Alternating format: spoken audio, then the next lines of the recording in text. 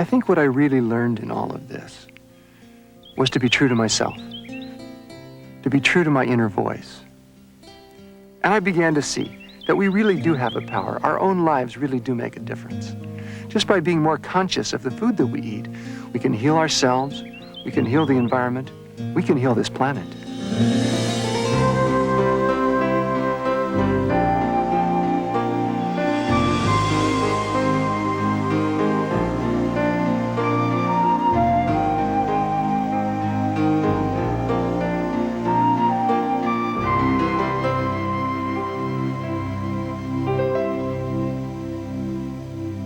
Ladies and gentlemen, John Robbins.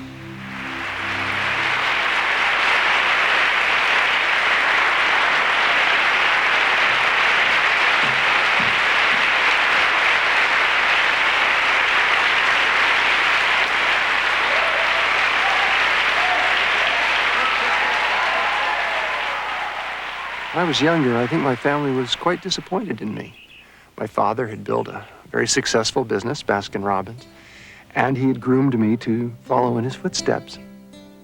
But as I began to mature, my own conscience pulled me in a different direction. My father had accomplished the American dream. Yet I felt drawn to a deeper dream, a dream of a society at peace with its conscience because it lived with respect for life, with reverence for life. And soon enough I left. And I walked away from the ice cream cone-shaped swimming pool in our backyard. And the whole lifestyle, and I told my family I did not want a trust fund and I didn't want any access or reliance on the family fortune. I really wanted to follow my integrity, follow the call of my conscience, and just see what that would do. I had no idea, but being young and reckless and a little flippant, I felt like giving it a shot. And so I left the family's empire and moved to a little island off the coast of British Columbia with my wife, and we cleared land and we built a log cabin. We began to grow all of our own food. And we began to weave ourselves back into the web of life and trying to dig our roots down into the earth community and feel what that would be like. And lived on about $600 a year for about 7 years. And it was a real pendulum swing, I'm sure you can tell. And my father and family, I mean, I can really understand his point, thinking I was crazy. He had worked so hard to attain a success and had done so, and here I was walking away from it.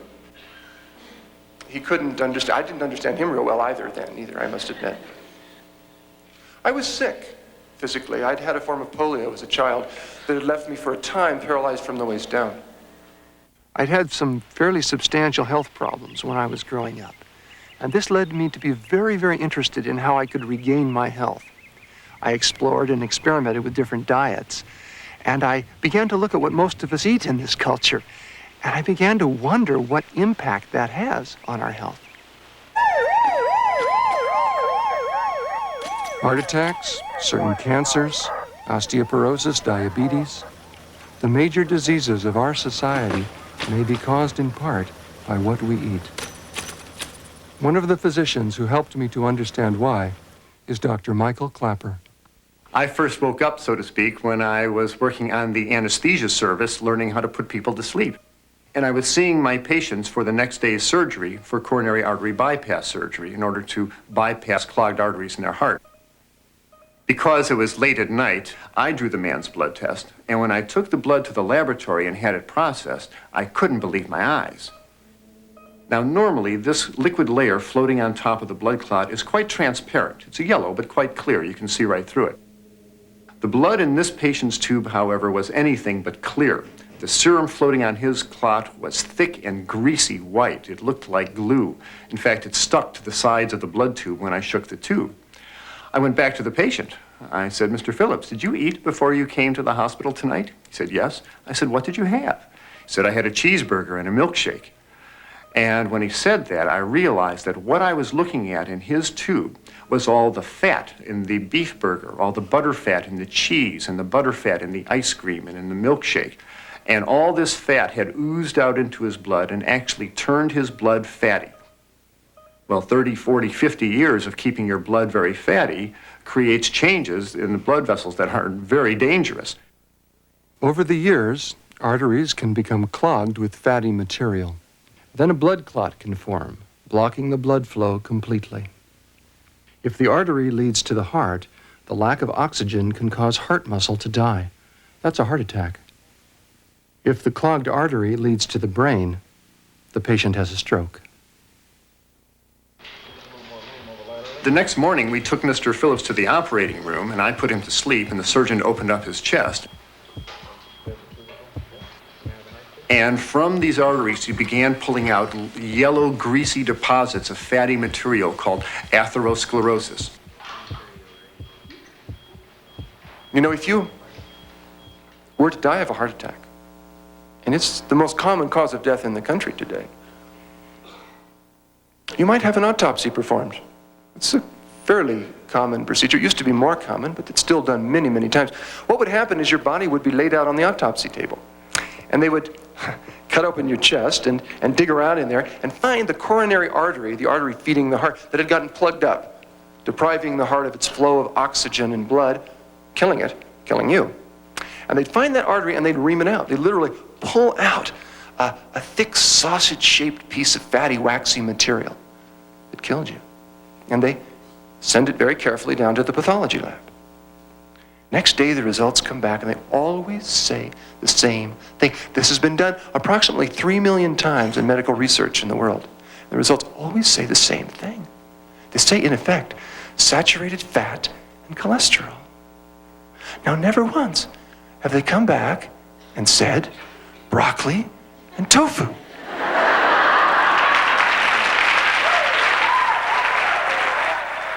When I saw all the fat in that patient's blood, I began to think about my own blood. I had done most of my growing up on a dairy farm in Wisconsin, and I was eating large amounts of meats and cheese, and I realized that I, too, had a risk rate of 50% for clogging up my arteries and causing a heart attack or stroke. A high-fat diet is also among the factors suspected in certain types of cancer. Dr. John McDougall. Well, the first clue that we got on breast cancer and diet was when people looked around the world and they found in different countries they had different rates of breast cancer. For example, in Japan, the risk of breast cancer among their women is very low, whereas in the United States it's many, many times higher, in fact, about 6 times as high. In countries where people eat less fat, the rates for breast cancer are low. The more fat people eat, the higher the rate for breast cancer. That could be a coincidence, or it could be a clue. One of the most comprehensive studies in world medical history on diet and disease is being conducted in China under the direction of Dr. Colin Campbell of Cornell University. The study is, in fact, quite unique when compared to other studies in the past, in the sense that we measured so many different kinds of things. As I mentioned, we measured 367 items of information that are subsequently being published that were data that we're happy with. And so in that sense, it's perhaps one of the largest studies that has ever been conducted on the causes of disease. And so it was an ideal opportunity to go to China to have a look at what people are doing in these different regions that are so unique to cause them to get cancers in some places and not in others. And so this survey, which was, of course, very large, it included a total of 100 adults in each of the 65 counties, or a total of 6,500 people. T. Colin Campbell did a very important study that really captured everybody's attention. He studied the people in China and correlated their diet with their chance of getting various diseases, including breast cancer. And he found that when you ate a very low-fat diet, lots of rice and vegetables and very little oil and very little meat, that you had a very low incidence of breast cancer. For the individual cancers, in China, breast cancer is much lower, colon cancer is much lower. In our country, they comprise, along with lung cancer, the 3 chief cancers. To discover the reasons for low cancer rates, Dr. Campbell's researchers collected hundreds of items of information from each person. Heredity, medical history, diet, and exercise. The evidence seems to point to one factor. Well, in China, the animal food consumption is about 10% of the total protein intake, compared in this country to 70% on average. We really consume an extraordinary amount of animal foods in this country compared to China. The current way in which most Americans eat has never been seen before in human history. Never before have we eaten so much fat and protein on any given day. People have bacon and eggs for breakfast and cheeseburgers for lunch and pizzas for dinner, and they're eating tremendous amounts of fat and protein. And the message is very clear. If you want to reduce your risk of cancer, you eat less meat, less dairy, less fat in general, including vegetable fats, and you eat more whole grains, fruits, and vegetables. One theory suggests how a diet high in fat could contribute to certain cancers. Eating more fat appears to create higher levels of the female hormone estrogen in the bloodstream. Estrogen promotes the growth of breast and uterus tissue, and this may set the stage for cancer. In men, eating more fat may produce higher levels of the male hormone testosterone, possibly setting the stage for cancer of the prostate gland. I think this new information, at least from my perspective, suggests that what we really ought to be doing is consuming less of all animal foods and trying to make up as much of our diet in form of plant foods as possible. No one has to become vegetarian to reduce their risk of cancer, but every time one substitutes spaghetti for steak, they're taking a major step towards reducing the possibility of developing that disease. I wanted to learn everything I could, so I started researching and going to medical libraries. I was amazed by what I learned. Osteoporosis is a disease that worries a great many women today.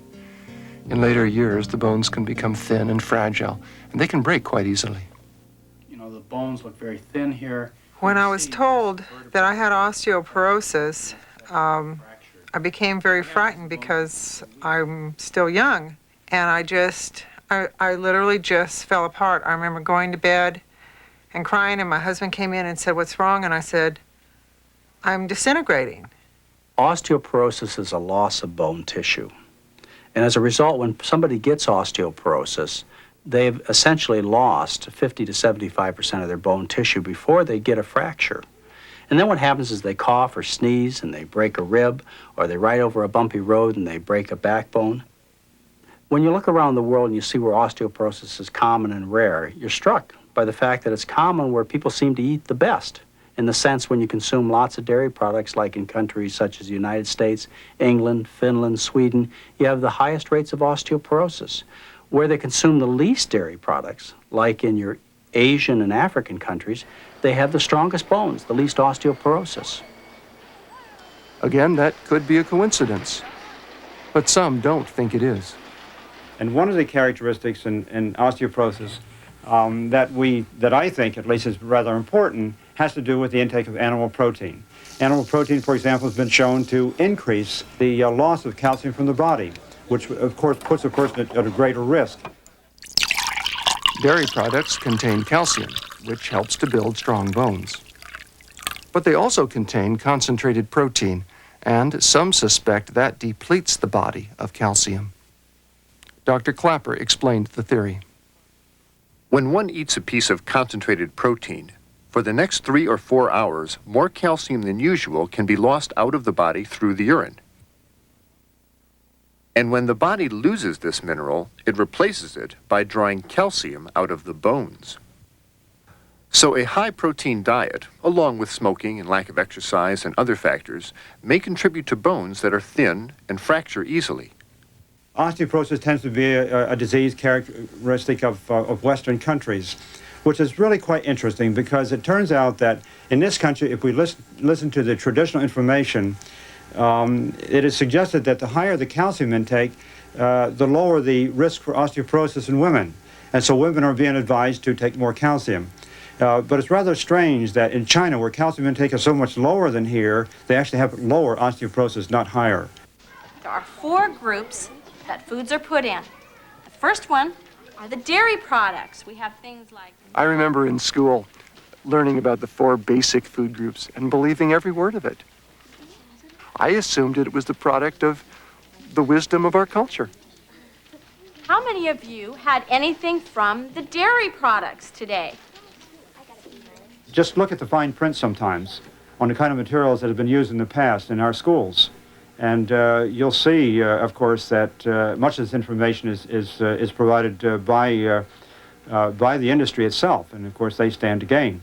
Ice cream, cheese, and yogurt. Tony. I wanted to hear what the dairy industry would say. The Dairy Council is a nutrition education and research arm of the dairy industry. The National Dairy Council came into being in 1917, so the dairy industry has had a long history of interest in nutrition research and nutrition education, and I might say long before it became the consumer topic that it is today. The basic 4 food groups, which hangs on the school walls, is an advertisement from industry. I mean, after all, just flip over the back and see who presented it to the classroom. The National Dairy Council or some other industry that's trying to sell their products. It's an advertisement. The Dairy Council isn't in the business of sales per se. It's in the business of education and research. And if it sells anything with quotes around it, I would say it sells good nutrition, and that's what it's always sold. You know, people believe in the basic 4 food group because that's what we've been taught ever since we were little kids. But look at the consequences of that kind of belief. We have a country, very modernized country, high-tech country, where disease is the norm. I mean, half the people die of heart disease. 1 out of 10 women gets breast cancer. Obesity is an epidemic. That's the consequence of believing in the basic 4 food group. What do the 4 food groups really communicate to children? People have different opinions. If you have 4 basic food groups and 2 of them are meats and dairy products, we're saying to our children that half your food choices should be animal products. What about this? Which food group? Noah? The Dairy Council and many schools follow well-established guidelines. But some believe that new findings now justify a change. Well, the Dairy Council itself has never set public health guidelines, and we see our role really as helping to interpret the guidelines that are out there. And the guidelines today, as most people know, are 30% of calories from fat. And it is possible, and because we do interpret how to do that every day, it's possible to eat a variety of foods, some higher in fat and trading off for some lower in fat to get to that 30%. I'm suggesting that really it ought to be much lower than that. That the evidence from the scientific literature, not just what we have, but more so from the other scientific literature, suggests that getting down around 15 to 20% of calories, or maybe even lower, is advantageous. And the only way that one can get down that low is not to just consume low-fat products, is what we tend to say now, but more to actually begin to cut out animal foods. In the future, that's the kind of information that we're going to hear more about. What should we be teaching our children? What sort of diet does promote health? Around the world, when people are trim and healthy, they suffer from various diseases that we don't have. For example, they have malaria and cholera and so on, but they don't suffer from the heart disease and the breast cancer and the obesity that we have. And the reason is very simple. They center their diet around starch. Absolutely essential that people understand this. This is not a diet of salads and broccoli and cauliflower that we're talking about. We're talking about a diet of rice and potatoes and other types of grains and vegetables, starchy vegetables, with the addition of fruits and vegetables on the side. And that's what people eat in rural Africa and in China and Japan until they become rich. In China, Dr. Campbell compared regions that are relatively poor to areas which are a good deal more affluent.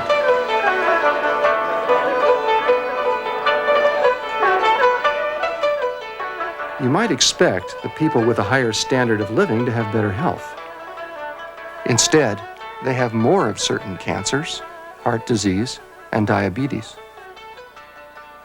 Some believe the crucial difference is this: affluent people eat more animal products. Animal foods have certain characteristics that would argue raises the risk for some of these diseases. In contrast, plant foods contain factors that actually prevent these diseases from occurring. A language that you can't forget and deny. This is 5 pounds of fat. This is what 5 pounds of fat weighs, and this is what 5 pounds of fat looks like. And in a few months, many of you may have 6 or 8 of these that you're leaving behind permanently, because you're not doing anything strange. You're just enjoying a lot of healthy, delicious foods.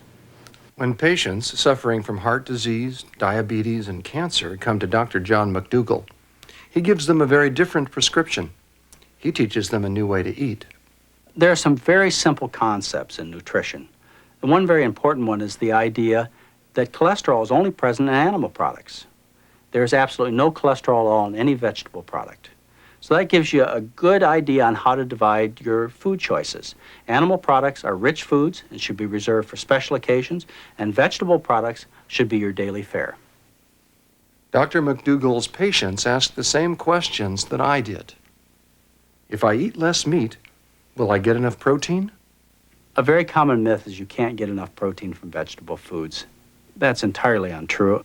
And you know, if you look back at the scientific studies done over the last 50 years, they clearly show that for human needs, vegetable proteins are superior. As a matter of fact, I'd challenge any dietitian to try and design me a diet that was protein deficient based around any starch and any vegetables. You can't do it. How much protein do we need each day? About 50 grams is the amount recommended by the U.S. government. But the average person in this country eats 200% of that amount.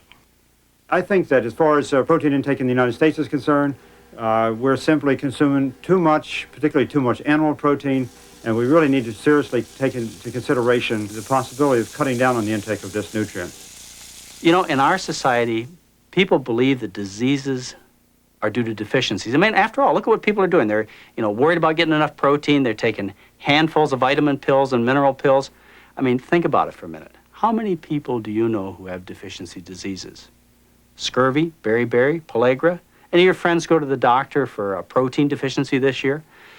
That's not where the problem is. The problem isn't here in terms of deficiency. The problem is over here in terms of excess. Anybody have any friends with problems of excess, like excess calories, excess fat, excess cholesterol? This is where the problem is, not over here. Until you start looking in this direction, you won't have the answer to America's health problems. Because he believes that food is so fundamental to his patients' health, Dr. McDougall takes the time to teach them new ways to cook. I asked the patients what it was like to change their diet. My diet before, if you heard me tell you what my daily diet was, you would just sit there and go, oh my God, it was mostly fat. Usually my habit was I'd have bacon and eggs in the morning, okay? And while I'm finishing them off, I'm wondering what I'm going to have for lunch. And while I'm eating lunch, I say, I wonder what we're going to have for supper. We're going to have that big steak and all that. And I couldn't understand why. I was always groggy.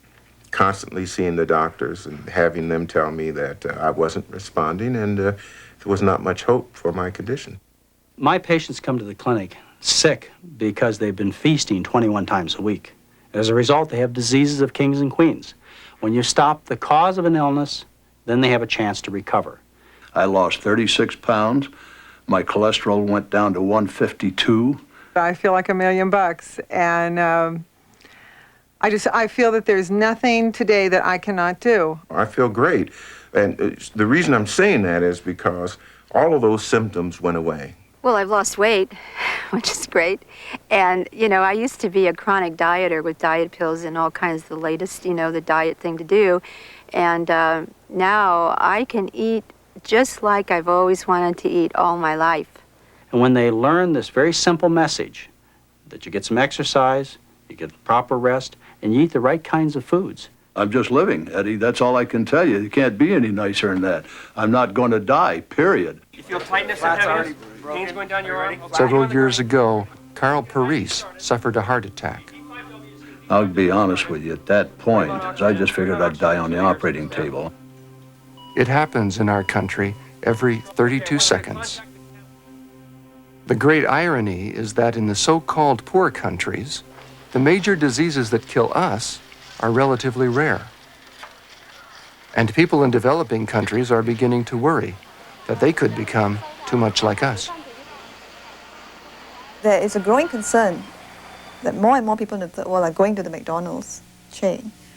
Because if we look at the diet of young people in my country today, young children, teenagers, they are beginning to eat more hamburgers as a meal, eating a lot more meat. Eating Western-style meals is becoming very popular among the people who can afford it. And this means that eventually the meat, which was a garnishing or a small part of a big meal, becomes the main course. The same size piece of meat on a plate for one person here would be really cut up into a meal for 5 people at home. Our agriculture today has to produce twice as much meat per person as it did in 1900. As I traveled across the country, I thought about everything I'd learned. And I realized I wanted to know more about what we eat. I wanted to look behind the scenes at how our food is produced. For most of the year, they graze on the hillside. I realized that my pictures of farm animals had come from childhood. This is a dairy cow and her young calf. Those peaceful pictures of contented cows. They need to eat plenty of rich grass. In real life, I learned there is a strong bond between a newborn calf and its mother.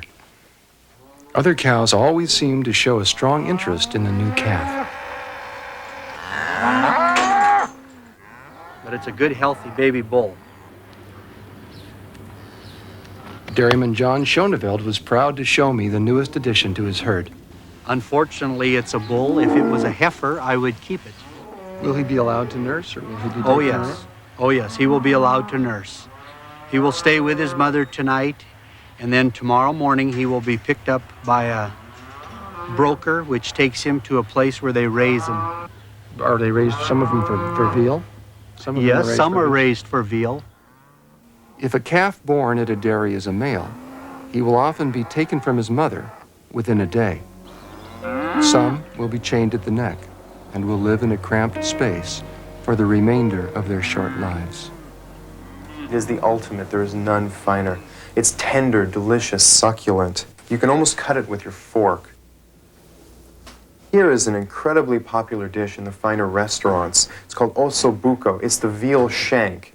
They raise the animal in a very special way so that you can have this incredible delicacy. If an animal is seldom allowed to move, its muscles remain weak and soft. The muscles of the animal are tender, very pasty. Notice the pale white color, the milky fat. We pay extra for it. We pay a premium price for it because we're taught to believe that lighter meats are healthier. Pigs have always been a favorite animal of mine. They're playful, sensitive, and affectionate.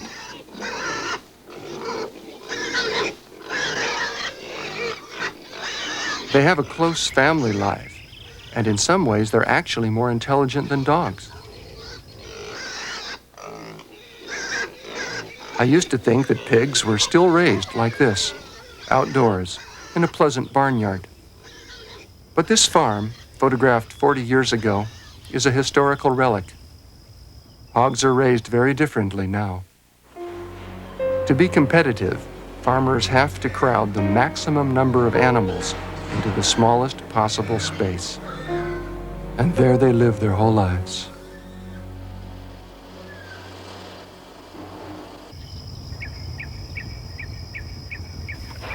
Pigs have strong natural instincts, rooting, nest building, caring for their young. But in confinement, these strong drives are blocked.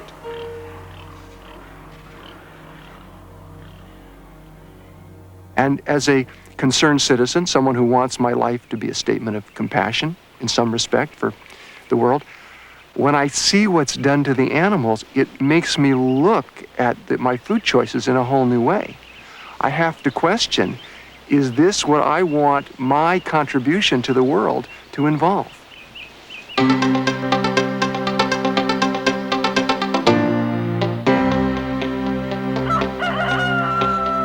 Today's chickens aren't in barnyards anymore.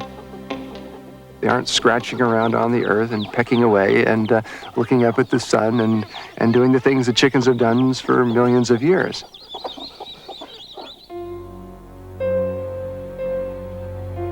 The layer hens are kept crammed into these cages so tightly they can't even lift a wing.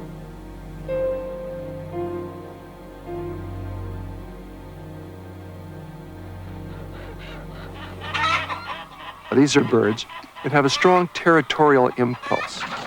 And so they have a pecking order normally, which they create by spatially orienting themselves. But they can't do that because they're crammed together so tightly. So the result is their instinct causes them to peck at each other constantly. Now, the industry responds to this by cutting off parts of their beaks. It's called debeaking. It's standard operating procedure in the industry today. And the only result of that is they continue to peck, but they can't kill each other in the process. The poultry industry is a good example where we may have a building that has 100 or 200,000 chickens that are very closely put together. Now, the people who raise the chickens are basically economic creatures. They are responding to the market demand for cheap chicken. And I think that traditionally the humane aspects really didn't even enter the equation. I think the idea was to produce chicken cheaply. Now, one of the other ways that the industry responds to the overcrowding and the stress and the birds' reactions to it is by feeding them antibiotics. Well, in a chicken house where you have 200,000 birds, an outbreak of a disease can kill all the birds in a very short period of time. Therefore, you need biosecurity. You need to make sure that the animals have antibiotics to fend off even the smallest infection. The antibiotics that are fed to livestock are very potent drugs, and residues of these substances are frequently found in meats and dairy products. No one is certain as to the effect that these drugs have in the human body, but it's a very worrisome thing to consider when you sit down and have your lunch. There's an acceptable level that's set by the federal government, and I assume that this is all right. The problem is you have some people who are irresponsible, and they use the drugs indiscriminately, many times not under veterinary supervision, and then we find huge residue levels. And if the chickens have been poisoned and if the chickens have been treated so obscenely, then what is it that we're doing to ourselves in the process? And every time I returned home, I tried to understand the meaning of what I was learning. And I found myself remembering Chief Seattle. About 100 years ago, he was the chief of a northwestern Indian tribe, Native American tribe. At the time when his people had to leave their lands and go to a reservation, very sad. I'm sure you know the story, you know, of how the white men moved across the continent and what occurred. Very tragic. And this was a poignant and pathetic time. And he made a speech. And he said something remarkable that always lived in me. And he said, all right, we'll go. I mean, they had tried everything else. They'd fought, they'd run away, they'd done everything, but they had to, it was die or go to the reservation. So he said, okay, we'll go. But, he said, I ask one thing in return from the great chief in Washington. That's how he put it. Now, what do you think he asked for? What would you have asked for? When I put myself in his shoes, I think maybe I would have asked for additional horses or blankets or food for the journey. No, he asked something very different. He said, what we really want, the one thing we ask, is that the white man treat the animals of this land as his brothers, as part of his family. Now, why did he ask that? I think I know. And I think he looked at us, he looked at the white man, and he saw our profound alienation, our separation from life, how disassociated we'd become. He saw the war taking place in our lives against nature, against the environment, against each other, against his people, against ourselves. Endlessly, repetitively, dangerously, disastrously. And he wanted to heal us. I think because for Chief Seattle and his people, to some extent anyway, life itself was sacred.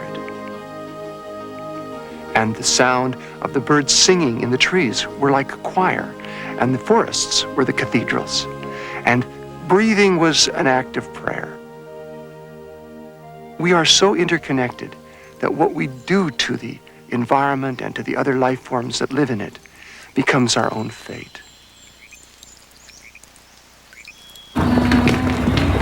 I remember how shocked I was the first time I saw a feedlot. It was a vivid experience of how the food that we choose profoundly affects the environment. When we think of cattle, most of us picture John Wayne and the open range where the cattle eat grass. As early as 6 or 8 months of age, thousands of cattle are brought together to be confined and fattened. A feedlot is an assembly line for producing meat. Feeding grains instead of grass produces meat with the fat and the marbling that Americans have come to prefer. The modern feedlot often produces something else. The total livestock population in the United States outweighs the human population by 4 times, and they produce an enormous amount of manure, 1.6 billion tons. This is the equivalent of about 6,000 pounds of manure per person in the United States coming directly from livestock. One of the things that's happened is that the waste that results from a feedlot, for example, of say 20,000 animals, can end up being as much waste as the whole city of Albuquerque. Unfortunately, the cattle don't pay for sewer hookups, so what happens is the waste goes into the ground or into the groundwater or into the surface streams, waste that can be destructive and harmful. I remembered the dairy that I visited earlier, where I saw the newborn calf. When they're born, you want to make sure that you get their mouth and their... John Schoneveld told me that he's worried about the huge mountains of cow manure piling up all around him. I'm worried about stockpiles of fertilizer in this valley because when the wind blows, the fertilizer also blows. And we are very sensitive about our sanitation and keeping a clean product. All of our cows are washed daily every time they're milked. From the wash pen, we get a lot of washed manure.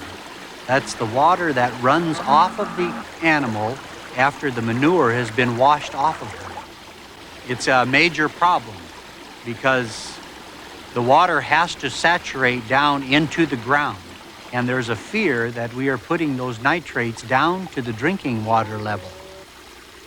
When a dairy is surrounded by farms, the manure may be useful to neighbors.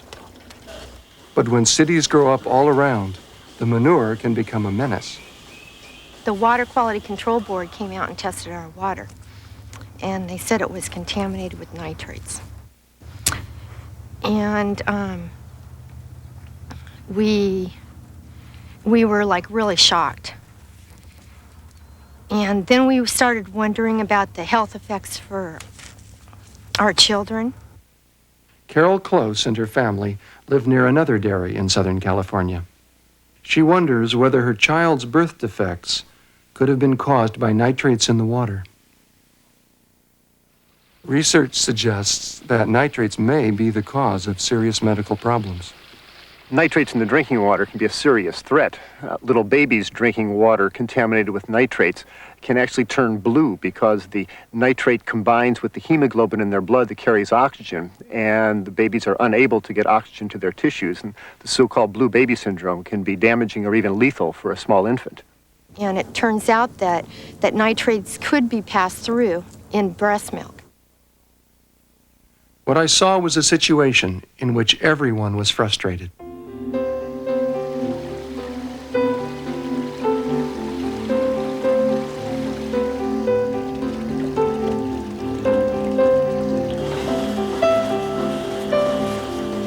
I wondered about if my children had experienced any loss of oxygen to their brain that could hurt their development, their mental development. I worried about problems that might come up in the future. I worried about my neighbors who were still drinking the water after they found out it was contaminated, and I worried if they would get, cancer. We're looking at cleanup costs that are going to be somewhere between $70 and $100 million to clean up this groundwater basin here. I worried about everybody in our town that never had their water tested. And I worried that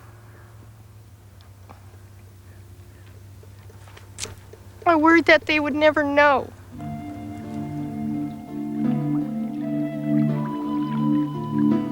I was amazed to learn that not only by making wise food choices do I improve the quality of my own health, but also I improve the quality of our water. What we eat collectively has an incredible impact on our resources, particularly our water. The more I learned, the more connections I saw, the more I began to imagine what could happen if we ate a little less meat. Okay, how many of you here like mathematics? Yes. As I became aware of the threat that our animal-based diet posed not only to our health, but to our environment, I began to study more, and I was often asked to address groups, including schools. Okay, I want you to imagine that you are marooned all by yourself on a desert island. It's just you, and you are responsible for growing your own food. So with a lot of hard work and plowing and working in the fields, you are able to produce for yourself 12 pounds of grain. Okay, now I just happen to have for you here 12 pounds of grain. If it was 12 pounds of corn, what could you make out of it? Rebecca? Cornflakes. Out of 12 pounds of corn, you could make 54 bowls of cornflakes. And what if the grain you were growing was wheat? What can you make out of wheat? Bread. Bread. Out of 12 pounds of wheat, you could make about 12 loaves of bread. That would last you almost 2 weeks. Now, suppose instead of eating these grains in the form of spaghetti or cereals or bread, you want to add to your diet meat. Now, how are you going to convert your grain into meat? Well, I just happen to have a super handy-dandy deluxe grain converter that will turn grain into meat. Stacey, will you help me? I want you to take your grain and I want you to put it into my handy-dandy grain converter and turn it into meat.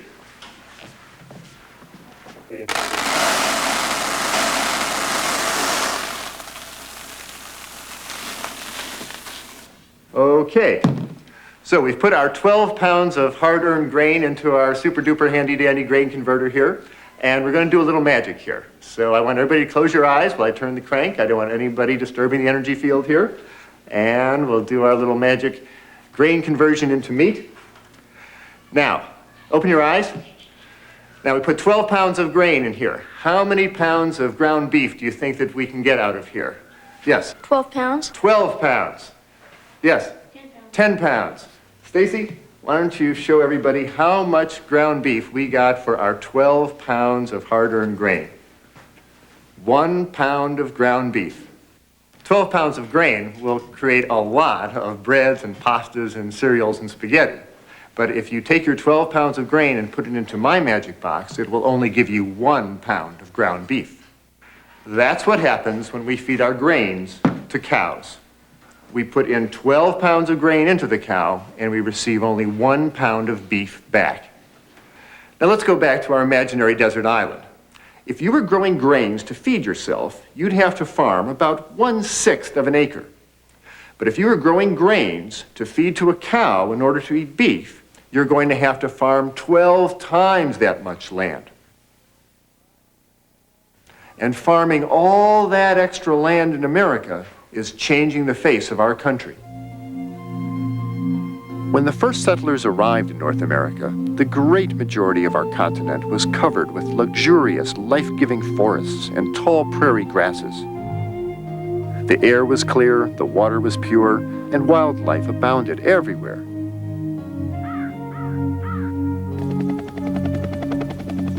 Today, when you fly over most of our country, you see most of our forests and prairies are gone. And they've been cleared not for asphalt and cities, but for grazing and cropland. Now you might say, well, we have to grow food to eat, but the reality is that most of the grain that we grow in this country is not eaten by people, we feed it to animals. 80% of the corn eaten in America is eaten by animals. And 90% of the soybean crops, 90% of the oats are fed to animals. If we grow vast extra amounts of grain to feed cattle, what effect does that have on the environment? Highly toxic pesticides, herbicides, and fungicides are standard in farming today, along with nitrate fertilizers. I asked farmers and people in agribusiness, why do we use so many chemicals? Chemicals and mainly fertilizer and pesticides have come into dominance in the last 50 years and have helped to increase the crop yields in this country tremendously. The flip side is that they've often been overused and misused, and this has caused severe environmental problems in places where we have agriculture. Well, farmers have sort of gotten into a way of farming that's been promoted in the last 30 years or so. Fertilizers were cheap then, and they were promoted by the university researchers as the most efficient way to produce food. Well, I think it's not that the farmer particularly wants to do the wrong thing. These guys don't stay up all night trying to figure out how to pollute the environment. But they were taught a certain type of agricultural practice that they used, and now we're finding that some of that was wrong. Chemicals from agriculture often find their way into our lakes and waterways. Nitrates from fertilizer and manure can cause the algae to grow out of all proportion, smothering the other forms of life by using up precious oxygen. The result can be a disaster for every form of life that depends upon this ecosystem. Corn is one of those major grains that is utilized in livestock production, and this is where the largest amount of insecticide, the largest amount of herbicides, and the largest amount of fertilizer to use in the nation. In rural America, half of all the water wells are now contaminated by nitrates and other chemicals from agriculture, according to the Environmental Protection Agency. If a pregnant woman drinks this water, some researchers believe her fetus will be at higher risk for birth defects. The more I learned and the more connections that I saw, the more a vision began to take hold in me. I began to see what a diet for a new America would bring to us. We'd have cleaner water. We'd have less toxic chemicals building up in the food chains, less agrochemicals in the food that we eat. We'd have healthier bodies. We'd have a healthier world. What I didn't know was that there was still another example of how things are connected. Another lesson I was about to learn. Some of the animals raised for beef are in the western half of the country, where the climate is often dry. Some of the grains and pasture crops they're fed are also grown in the west, in regions where rainfall is scarce and water is a precious resource. When I drive through parts of the west, I sometimes wonder how any crop can grow here. The answer is they don't, unless you find some way to bring them water. Irrigating crops in such dry places requires enormous amounts of water. Few city people are aware of how much water is used to irrigate cattle feed. If you've seen California, you'd guess that most of the state's water is used in Los Angeles. 12 million people surrounded by lawns and swimming pools, irrigating a semi-desert. But irrigating pasture crops and alfalfa uses more water than all the people in Los Angeles combined. In fact, more than all the cities in the state taken together. It is estimated that so much water is used to irrigate all the croplands and pasture lands to provide feed for the animals, that every 1,000-pound steer carcass that comes down the assembly line at the slaughterhouse has consumed enough fresh water to float a naval destroyer. We're subsidizing livestock by giving them cheap water. In a sense, we're actually paying the livestock industry with our own resources. We're depleting what is incredibly valuable to cities, to people who need it for drinking water, to wildlife, to the whole life support systems of the West and of the United States in general. in order to be able to give livestock an inordinate share, vastly more than any other industry takes. To grow a pound of apples in California today, you need 49 gallons of water. A pound of potatoes uses 24 gallons, according to the University of California. But a pound of beef produced in California today uses more than 5,000 gallons of water. Half the water used in the United States today and consumed is consumed in order to raise crops so that they can be fed to livestock. As a consequence, what's happened is that particularly in the southwestern part of the United States, or in the high plain states, where the Ogallala Reservoir, which is an underground aquifer, is being pumped up and is being used to such an extraordinary extent that some say within this generation it will be exhausted. An area that had as much water in it as the Great Lakes. If that water goes to feed livestock, we're going to see an undermining of the entire economies of the high plain states. Buried deep beneath the Great Plains, under the very heart of our continent, lies the world's largest store of fresh water. A gift from the Ice Ages, this natural wonder was formed over geological time. The people and the economies of the high plains states depend on it almost exclusively for their water. But this water is now being pumped out so rapidly, environmentalists say that the Ogallala could be bone dry in as few as 30 years. And where's the water going? The great majority is used to irrigate crops, to feed cattle. Especially since the drought of 1988, it's very clear how precious water is, and our rivers and aquifers are running at very low levels, and large-scale animal agriculture draws more water out of our rivers and aquifers than any other activity we engage in as a society. So if we're concerned with water, and it is the lifeblood not only of the West, but of this whole country, then we're going to have to begin to eat less meat and begin to put the water on only those crops that we're going to consume ourselves. When people buy meat, they think the price they pay is so many dollars and cents. But if we could look at that meat and see the true cost it embodies, enormous quantities of water, vast areas of land, the contamination of our life support systems, the cost to the environment must now be counted as part of the true price that we pay for any product. If Americans change their diet and decrease the amount of meat they are eating, there is going to be a tremendous amount of land freed up with which we could do wonderful things. Just try to imagine what could happen if people were to eat less meat in this country. It would relieve the pressure to grow more crops to feed to the livestock. And as a consequence, those croplands could be reforested to the tunes of tens of millions of acres, which could help even the global warming situation. With a healthy forest, we have a continuing supply of lumber to build our houses. A healthy forest takes oxygen and places it into the air, takes carbon dioxide out of the air.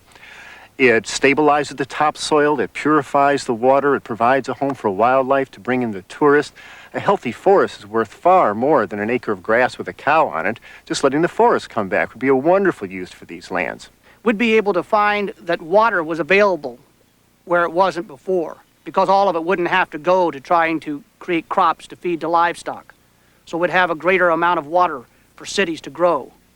It would also mean that the amount of chemicals that we are pouring into the environment would be drastically reduced. And every bit that we can do to reduce chemicals going into our environment is very, very critical at this point. We would have less heart attacks. We would have less strokes. We would have less cancers and less fear of cancer. We would have less diabetes. We'd be trimmer, more fit, more healthy, more happy people. And I think if we really, as human beings, ask those questions of what is the impact of my meat consumption, how are the animals treated which land up on my table, then we have a choice to make, to respect life, and maybe to eat less meat. So we have choices to make. We have healing choices to make. Choices that can heal us, heal our self-respect, heal our bodies. As we cease or diminish the amount of animal fat we're running through our bloodstream, we feel better almost immediately. Our life insurance companies and doctors will be pleased. The animals, though they haven't a voice to tell us, will be profoundly pleased. The rivers, our children, our grandchildren, all those yet to be born, perhaps are those most pleased. Well, Norman Cousins put it, I think, most beautifully. He said, "Nothing is more powerful than an individual acting out of his or her conscience, own conscience, thus helping to bring the collective conscience to life." But it isn't what you say that matters, it's how you live. It is the integrity of your own being. It is the alignment of your own spirit. As we go through the 90s, I absolutely am certain that the environmental coalitions are going to begin to arise and join with the health communities and those concerned with hunger and those concerned with animal protection, and join together in a new great coalition that will say to the American people that if you care about these things, eat less meat. I think what we're learning as a culture today is incredibly important. We're learning that nature is not a commodity. It's not something that you can extract whatever you want from and not even try to understand the consequences. Instead, what nature is it's a community of which we are a part and to which we owe our lives. When we cherish nature, we cherish ourselves. When we really appreciate and take care of the natural world, our lives have a meaning that's greater than ourselves and at the same time essential to ourselves. There's a beauty that's beginning to dawn in our times, and I think it's wonderful to be part of it.